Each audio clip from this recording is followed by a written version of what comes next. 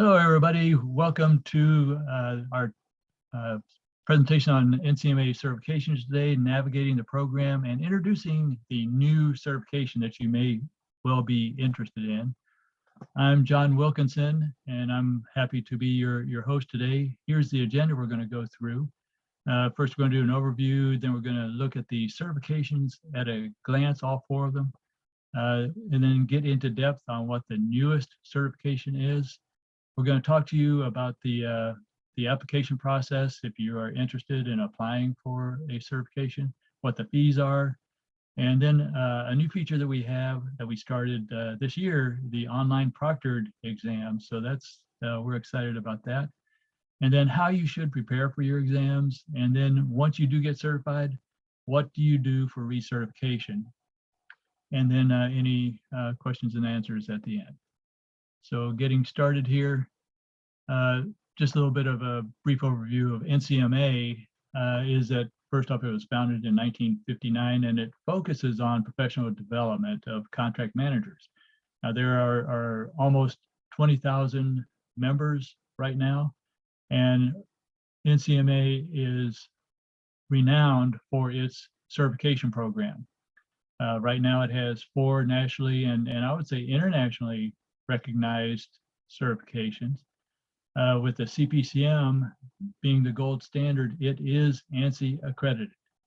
So we went through the process. So earlier this year, we're very happy to announce that the CPCM is ANSI accredited. And the certification process also enables you to pursue countless educational and network building opportunities through NCMA.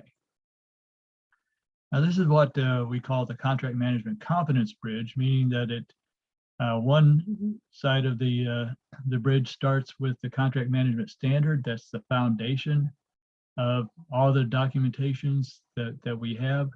And I will talk more about this and how to get a free download of this document. It's 20 pages, and this is the basis for the new certification. So again, I'll talk to you more about that, but it sets the competencies for the guiding principles, pre-award, award, and post-award.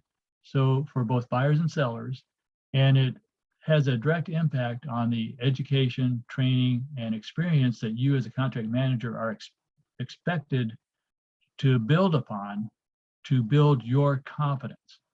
And it just so happens that education, training, and experience are the 3 criteria that you must meet to be able to sit for an NCMA certification. And then, of course, that leads into the 4 certifications that you see there. So that's what we call the competence bridge. Now, before I get into the changes of the program, I want to let you know that in this pursuit of ANSI accreditation, NCMA was required to set up what we call the certification oversight body. In the past, it used to be either the director, usually the director of certification, and the NCMA CEO just collaborating and making changes to the program. Well, that has come to an end. There is as I mentioned, the certification oversight body, the COB, in place to handle that. It was established in November 2019, so it's been going almost 2 years now. And it provides a consensus-based means of managing and implementing changes into the certification program. So it isn't just a buyer making changes, it isn't just a seller, it's a combination of buyers and sellers and what we call general interest. But these members are appointed by the CEO for 3-year terms. And you can see the names here. There are 10 of them, and there's a really good mix of buyers and sellers. And Dr. Rene Rendon is the chair of this. Many of you may know him, but he is a professor out at the Naval Postgraduate School. And then his the vice chair of the COB is Ali Stanzione. She's out at the Boston chapter, and she is on the seller side of the spectrum. So these people come together and work on what is called new work. The process is the CEO comes up with new work and tasks the COB to discuss it and then vote whether to approve or disapprove it. So he may say, okay, please look at the 1 year experience requirement for the CFCM and CCCM.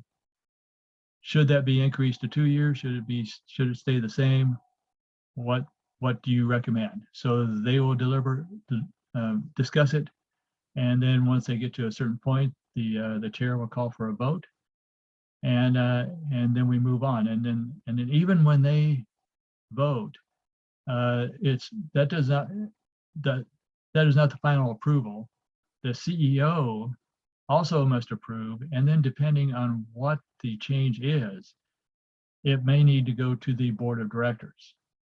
So there are a lot of checks and balances in any changes to the certification program, and again, since November 2019.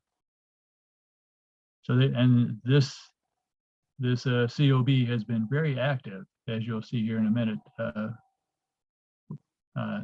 when engaging with the certification program. Now, some of the changes, spend a little time on this slide so you can understand and make sure I can convey the changes to you so they're a little bit clearer. But starting at the top with the Certified Professional Contract Manager, it is the exam is based on your knowledge of the contract management body of knowledge. And I can tell you every single question, all 180 questions come from the SIMBOK. So, but in order to get to that exam, you have to have the entry requirements, which is a 4-year degree from a regionally accredited university. You must have 5 years experience, and you must have 120 hours of training. These requirements are not waivable, not waivable, not waivable. Seems like there are many people asking for waivers. I guess it doesn't hurt to ask, but you will never ever get a waiver for these requirements for the CPCM. So once you do have your application approved, you will have the pleasure of sitting for a 4-hour exam, 180 questions, and it does have scenario-based questions, meaning that and I can tell you this, for each of the life cycle phases, the pre-award, award, and post-award, there are 2 scenarios in each area with 5 questions based on those scenarios. And so you will have 4 hours. And I can also tell you that typically most people take right around 3 hours. I'm the type, if you give me 4 hours, I'm going to take 4 hours. But just keep that in mind. Just don't feel rushed, but 4 hours should be plenty. Very rarely does anybody actually go past 4 hours, but the proctor will stop you at 4 hours. And then the recertification cycle is 5 years. Now you can see there that the CPE changed from 60 to 100. The reason for this is that the COB wanted to see a greater distinction between the CPCM and the CFCM and the CCCM, meaning that until now, all 3 of those certifications had the same requirement for recertification. Now, here's another little trick on that 100 CPE. It's not that you have to, if you have your CPCM now, that you have to have that 100 now. It goes down for 1 recertification cycle. So meaning that those who certify or recertify this year in 2021, in 2026, you will have to produce evidence of 100 CPEs. Those of us who have to recertify between now and then only have to do 60. And I'll use myself as an example. My CPCM is due to recertify in 2023. At that time, I will only need to produce 60 CPE in order to get recertified. Then when I recertify in 2028, I will have to do the 100. So to help you here, to be clear, when you do download the recertification application or you go to fill it out for the CPCM, it won't change from 60 to 100 until 2026. So if you see 60 there, you need to produce 60 CPE. If it says 100, that's when you have to kick it up to 100. So I know that's kind of difficult to follow, but again, the actual 100 is not going to kick in until 2026.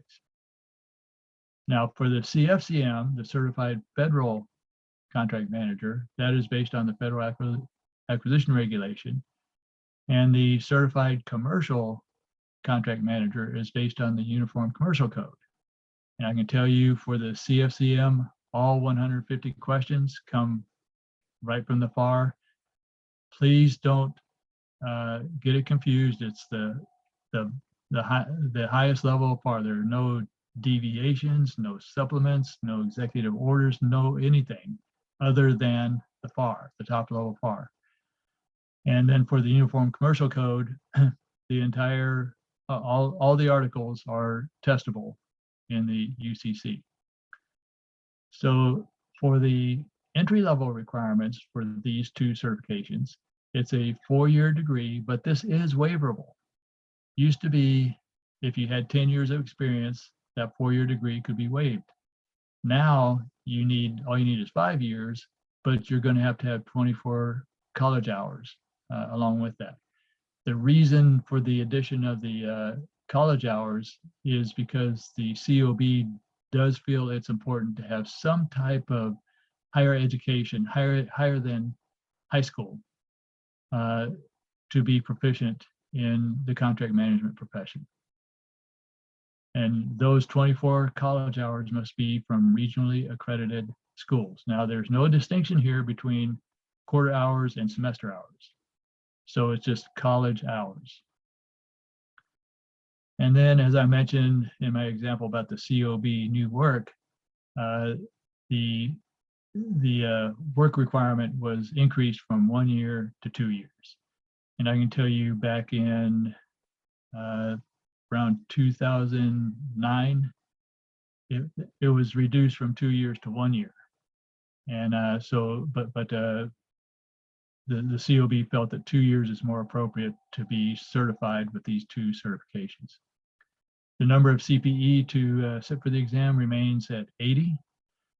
And it's a 3-hour exam, 150 questions. And this was another change. It's not captured here on the slide, but until recently, this was a 4-hour exam. But due to a formula that I'll talk about in a second, the COB researched this, and it found that really the more time past 3 hours that you took, the more likely you were to fail the exam.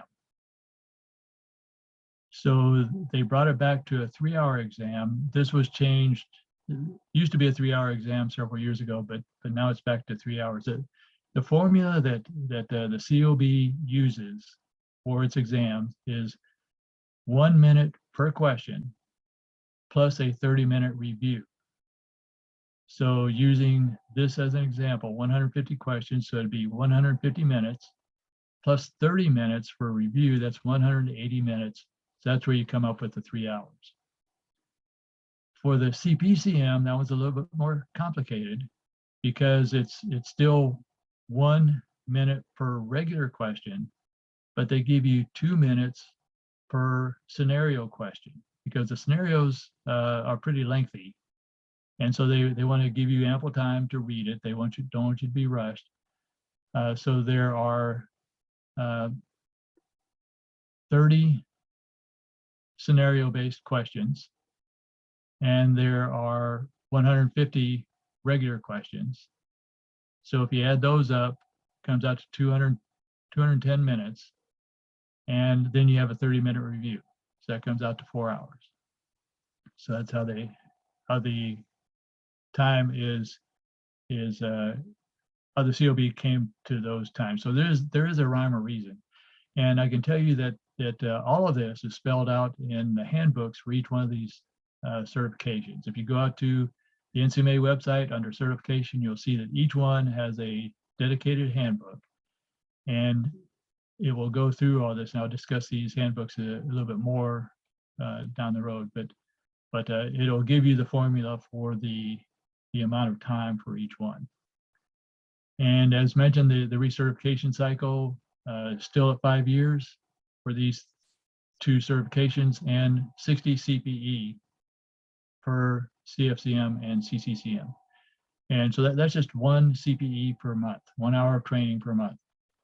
And I can also tell you that you can use CPE multiple times, not for the same certification, but if you have, let's say if you have both the CFCM and the CCCM, all you need is 60 CPE to recertify both of those certifications. And also that 60 CPE, if you happen to have a CPCM, can be applied to the CPCM for the 60 or 100, whatever the case may be for you. And to get clearer sight on that, NCMA does have a CPE guide posted out on its website, free download. Go under the certification program, and it will guide you there. It's it's mainly posted under the standards and practices, but you can get to it through the certification site.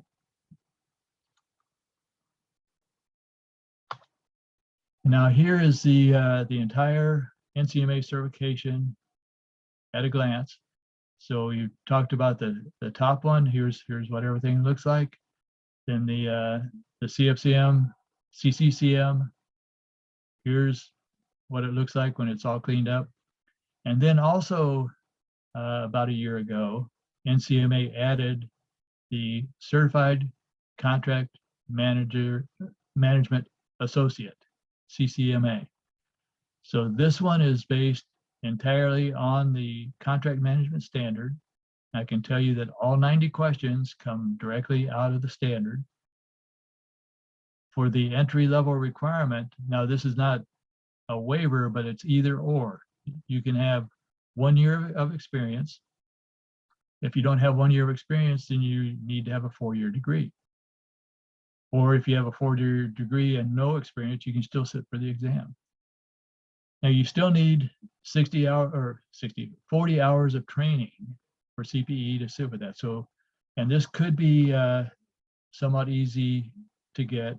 If all you have is a 4-year degree, there might be some college courses that you took that are in addition to the degree that you have, or if you took one graduate course, those can be converted to a formula that may help you get that 40 CPE. And that formula is spelled out in the CPE guide, and that one will give you the formula based on if it's quarter hours or semester hours. This exam is a 2-hour, 90-question exam. So again, using the formula, 90 questions, 90 minutes, plus 30 minutes of review. So that's where the 2 hours came up. And then, but this one, as opposed to the other 3 certifications, as a 3-year recertification cycle, you're going to need 40 hours of training. And then every even cycle, meaning that whenever you recertified for the 2nd, 4th, 6th time, you're going to have to repass the CCMA exam. The reason for that is the COB feels that because this exam is based on the standard and it could change, the COB wants you to be proficient in the knowledge of that document, of the standard. So, so the recertification requirements are actually the toughest of the 3, or of the 4, although the entry-level requirements are the easiest of the 4. So, but the intent here is hopefully that after 5 or 6 years, We don't want you to deliberately just drop your CCMA, but we want you to look forward to getting the higher level certifications. So the CCMA is intended to be an entry level. And then later on, we want you to develop your competence and confidence to go for the higher level certifications. And here's a pyramid of the certifications where we do show as your competence is developed over time through continuous learning, we hope that you will strive for the higher level certifications. And as mentioned, the CPCM we consider to be the gold standard, but we also consider the CCMA to be the universal certification because it is developed on consensus-based competencies in the career field.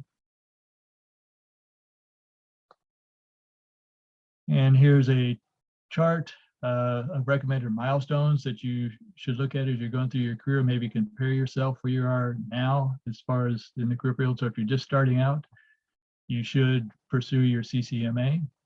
Once you get past the 2 years, you may want to consider the CFCM or the CCCM, depending on if you're working with the FAR or the UCC. Or in many cases, it could be that both apply to you, especially if you're working with state level procurement, or if you're in the commercial world, the UCC could be in your business practices all the time. So you might want to look at both those. So anyway, you look at those mid-range certifications, and then at a certain point when you get to becoming an expert around the 6-year mark, you should have, or we recommend going after the CPCM and maintaining that. But hopefully you are certification warriors and you will at least have 2, if not 3 or 4 of these certifications.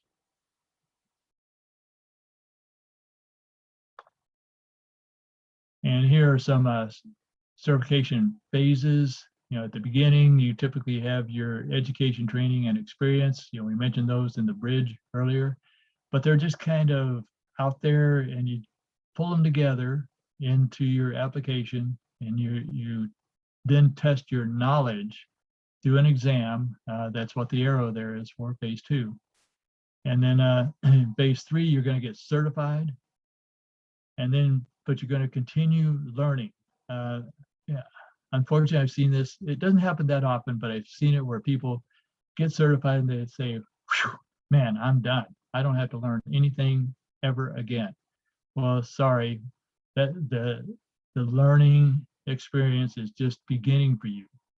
That's not the end. More, when you get certified, more is expected of you, and you need to live up to that by building your confidence and continuing to learn. And then as you do learn, as time goes on, you're going to get recertified. So recertification is extremely important, and I'll discuss that a little bit more later on. So NCMA certifications are stackable. We showed you the pyramid, but there is a recommended entry, middle, and top level path for you. However, you don't have to take the NCMA certifications in any specific order. Using myself as an example again, I went after and achieved the CPCM first, then I went after the CFCM. I don't know why, it just seemed like the thing to do, but it was just more convenient to me. I just liked the idea of the higher level challenge. I met the requirements, and then later on, I looked deeper at the CFCM and saw that it was FAR-based, and I was in the Air Force at the time, so I wanted to pursue that. So anyway, there is a pathway for you, and but again, you don't have to take them in any specific order. So it's whatever your professional development goals might be. They're also portable, no matter what your employment status. You can be a buyer today, a seller tomorrow, a seller today, a buyer tomorrow, and your NCMA certifications transfer with you. or you could take time out to go back to college, or just if you happen to be unemployed. Your certifications stay with you. You just need to make sure you stay up on your CPE so you can be recertified. So you don't have to be employed in order to maintain an NCMA certification. And I also want to point out on the CPE, none of the CPE are you required to have them come from NCMA. Although we would love for you to get them from NCMA or from your chapter. You can go to any source of viable CPE and meet the requirements for certification and recertification. And also NCMA certifications are voluntary. You know, it just indicates when you get certified through NCMA, that indicates that your professional development is on track with accepted education, training, and experience variables. And I've seen over time that the common characteristic of third-party certified contract managers is that they want to become better contract managers. So they do take their recertification requirements seriously and continue to get better. They know that once they get certified, that more is expected of them, and they accept that challenge. They want to meet others' expectations, higher expectations of them. And also, I've seen, especially like I mentioned, being in the Air Force, that when certifications are required, the only way to stand out is by not being certified. I remember having to report on why people were falling behind on their DOEA certification, and to make sure that they got there. So they stood out to me because they were not certified. I had to report on them. This took a lot of my time to have to justify why somebody wasn't certified. So anyway, NCMA certifications are voluntary, and they're intended to highlight your education and your competence in being more proficient in contract management. So now we're going to get into the newest certification, the Certified Contract Management Associate. Again, this is entry level. Prior to this, there was no means of certifying the knowledge of people who were contract managers earlier in their careers. And as I mentioned, you need to be able to sit for the exam, either 1 year of experience or a 4-year degree. Plus, you need to have 40 hours of training. So who should pursue the CCMA? Anyone with a 4-year degree from a regionally accredited college with less than 1 year of experience in contract management. Buyers and sellers with at least 1 year of contract management experience without a 4-year degree. Buyers, to me, this is a biggie here. Buyers interested in understanding how their actions impact sellers, and sellers interested in understanding how their actions impact buyers. A good analogy that I heard the other day from Dr. Renee Rendon, who, as I mentioned before, is the chair of the COB. It's similar to playing a ball game, where if you're on offense, you need to understand what the defense is going to do, how they're going to react. The defense needs to understand how the offense is going to play. So now that there's a weakness in that scenario, in that it's a win-lose scenario, but as contract managers, buyers and sellers need to strive for that ever elusive win-win scenario. So you need to understand how the other side reacts. And within the standard, there are buyer and seller job tasks and competencies.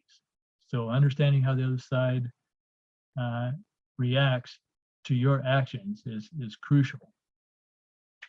And the last one here is anyone who is interested in understanding the foundational aspects of the contract management lifecycle. The phases, as I mentioned before, the phases being pre-award, award, and post-award. And there are domains, competencies, and job tasks for each one of those areas. So if you haven't looked at the standard, I would invite you to do so. And again, I'll show you how to get there soon. In fact, right here. As I mentioned, the CCMA is based on the contract management standard. And the purpose of the standard, and this is directly out of the standard, is to describe contract management in terms of the processes created through the integration and interaction of job tasks and competencies and the purposes they serve. Now, the next slide, I hope to clarify that jargony statement.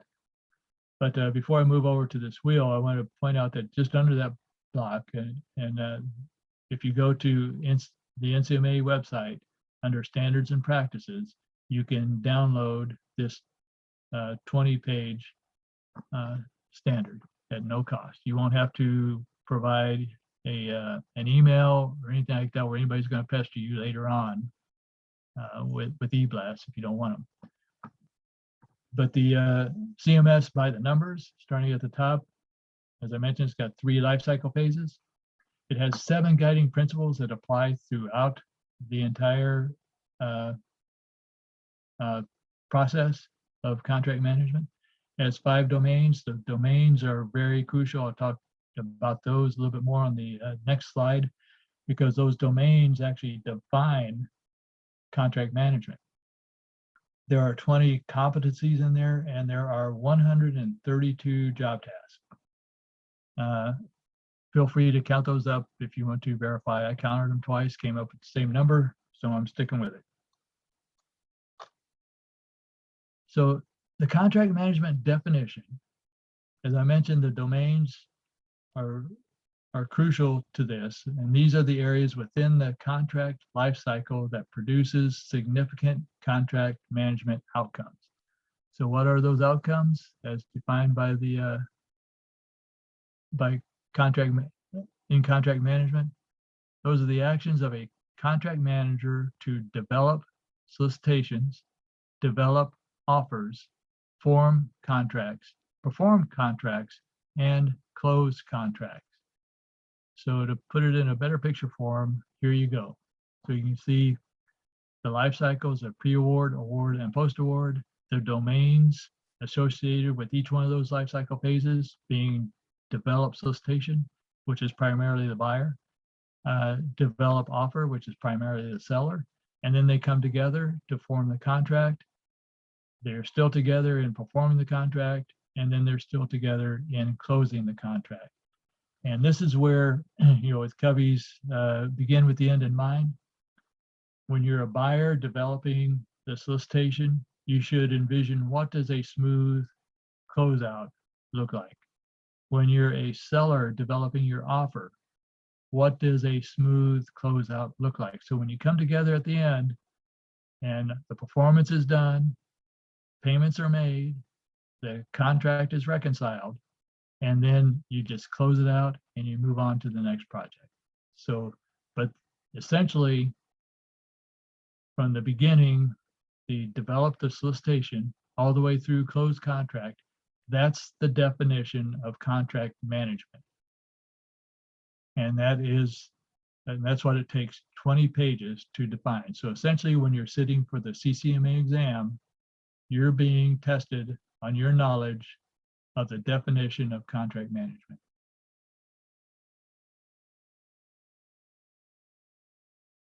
And let me back up here. I can tell you too, don't take this exam lightly.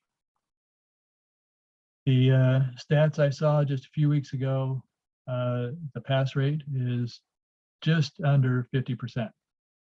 So it's not an easy exam. People say, well, if all the questions come from a 20-page document, well, that's true, but you need to understand what job tasks are associated with which competency, which domain, which life cycle, so the question makes sense to you. So when you identify a pre-award question, you're not coming up with a post-award job task. So those flows, those processes, you need to have a basic understanding of how everything flows and blends together. And again, as mentioned, how buying impacts selling, how selling impacts buying.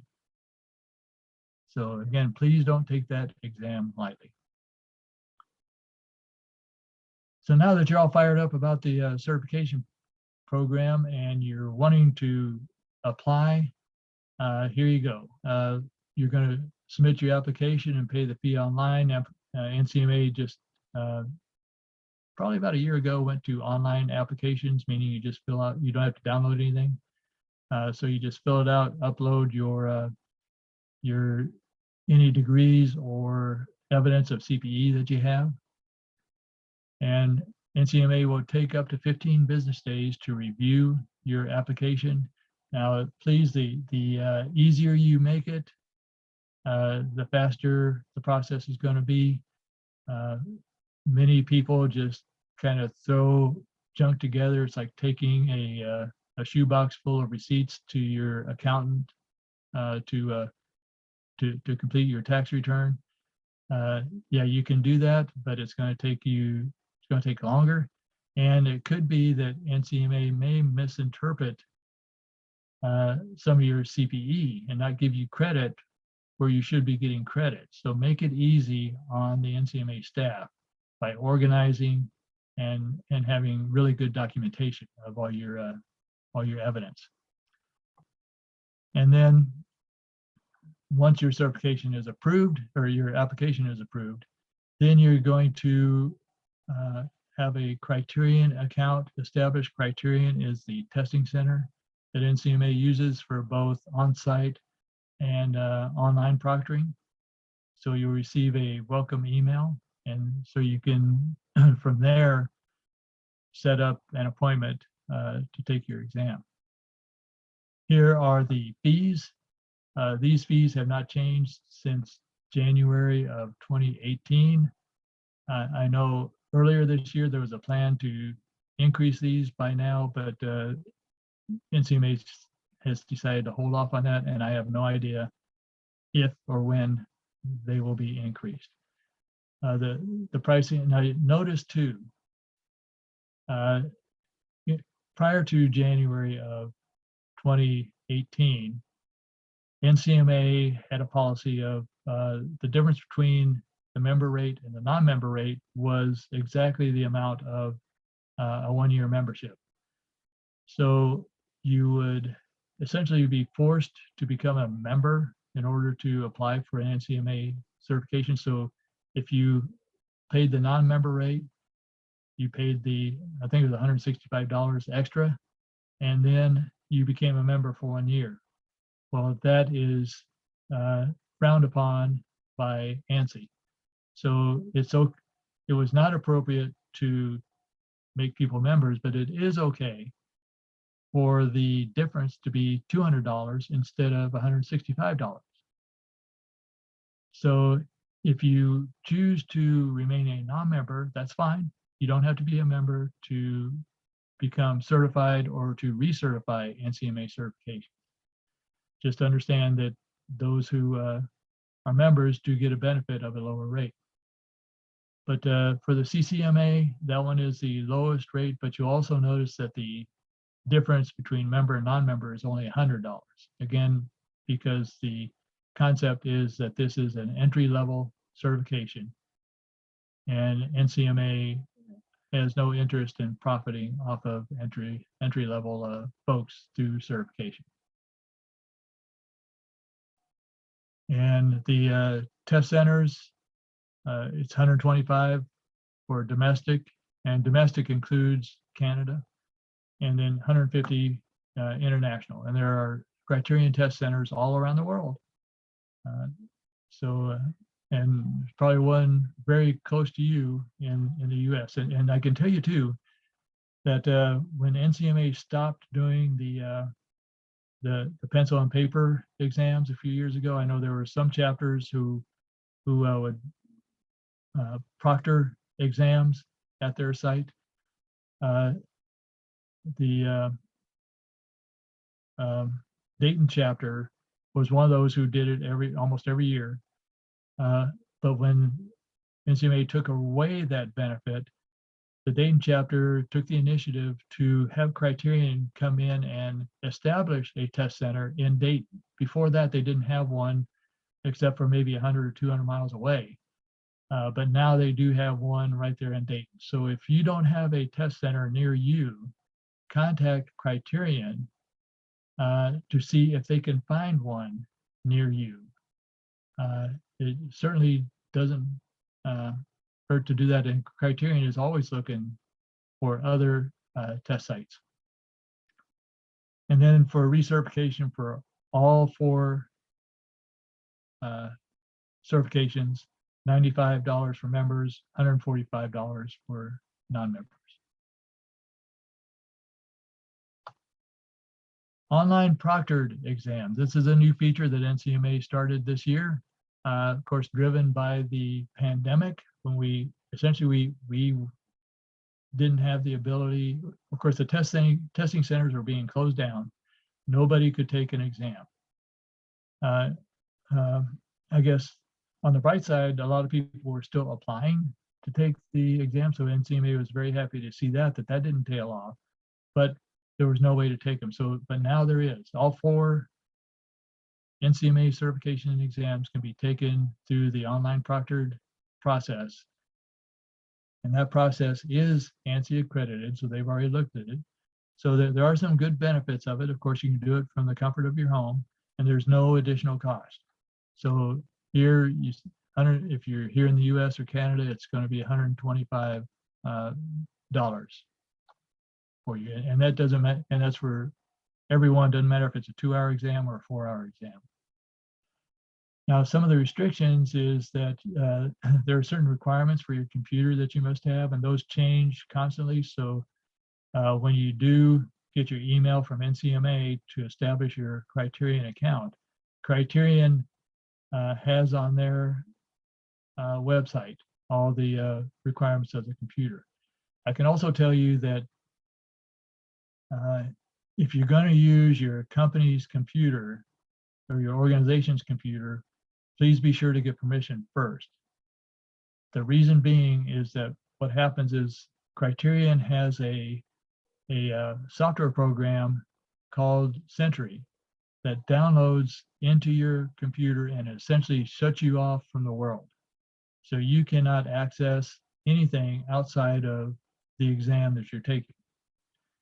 And then once you hit enter to complete the exam, then that Sentry program goes away and you have full capability. So, but there are many organizations, especially government level, not just federal, but also state and local, that will not authorize you to do that. So please be sure to get permission. And but you are encouraged to use your personal computer for this.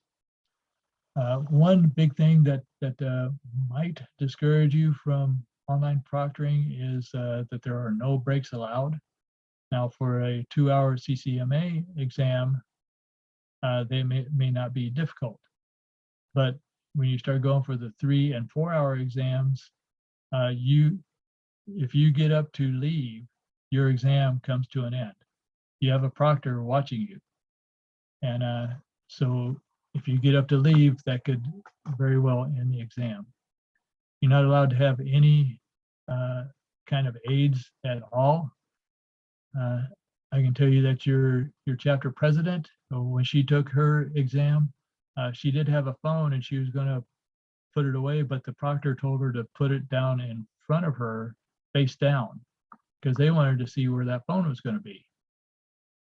So keep that in mind when you do start it. They're going to ask you to pick up your computer and do a 360 scan of the room so they can see what's going on in the room you're taking the exam. So other things that can end your exam, I mentioned leaving at any time. If you lean out of view, now chances are if you just lean over and you need to scratch your ankle or something, that may not end it. But if you do it a couple times, the proctor may send you in the chat box something saying, please don't do it again, one more time, and you're done. Also, if you're talking, It could be interpreted that you're talking to somebody else in the room, or you're recording the exam questions in some manner. So that could end your exam. If they see multiple people in the room, that could do it, because somebody could be looking over your shoulder, taking pictures of the exam. Inappropriate keystrokes. Now, I mentioned that this program will shut you out from the rest of the world. However, if they see you trying to do an alt tab or something other than selecting what you think are the correct answers to the question, that could disqualify you.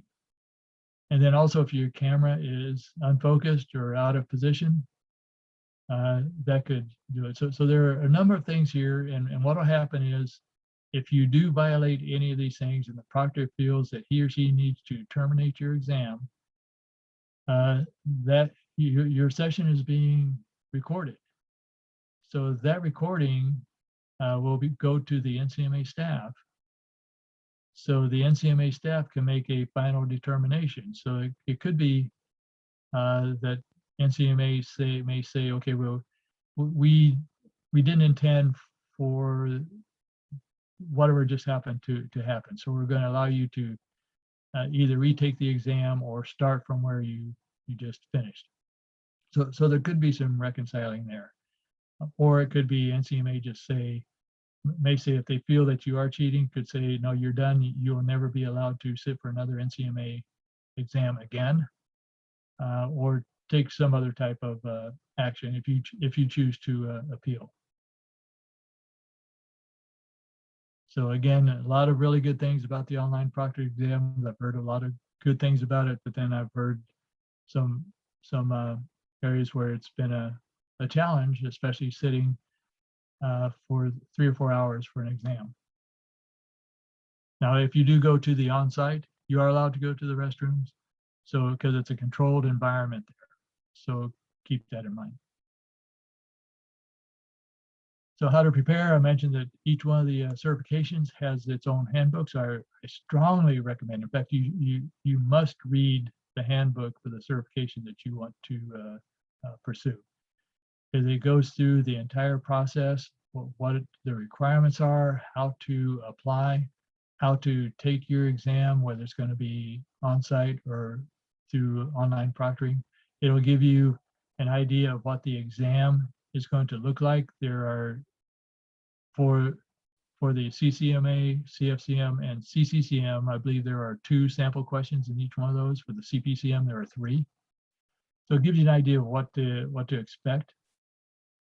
And then also there are some knowledge matrices in each one of these handbooks. It gives you an idea of what the exam is all about.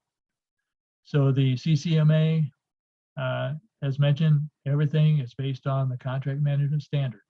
For the CPCM, everything is based on that 401-page SimBox 6th edition.